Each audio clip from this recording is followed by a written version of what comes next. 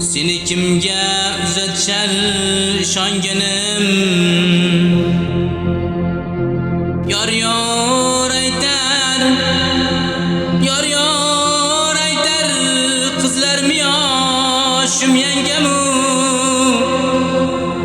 kechir endi to'yingga men borolmayman, kechir endi to'yingga men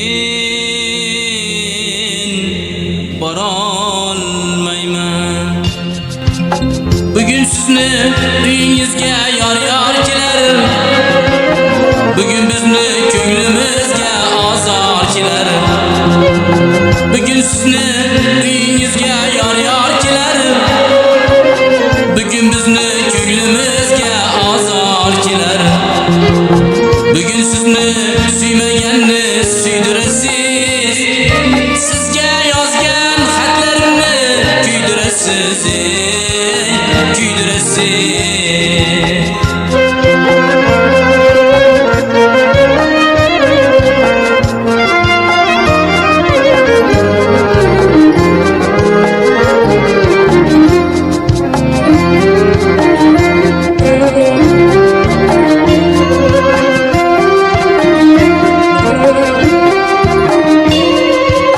Sho'x yangangiz qoshingizga qoshlar qo'shar, bo'sh ko'nglimiz yoshimizga yoshlar qo'shar.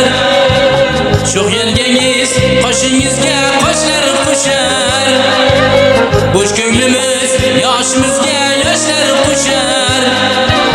Shohmardon soy sizga o'xshab shoshqin bugun, oshiqingiz ko'z yoshidan toshqin bugun, toshqin bugun.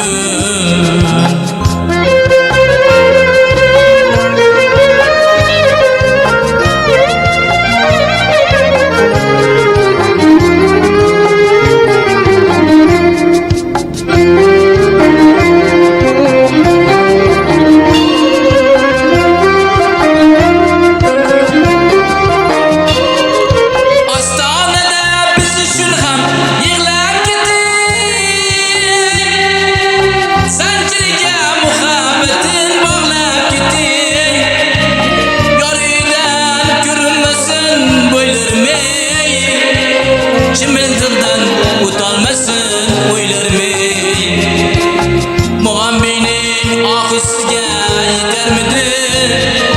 Yetsa shuncha yig'lab g'azal bitarmidi?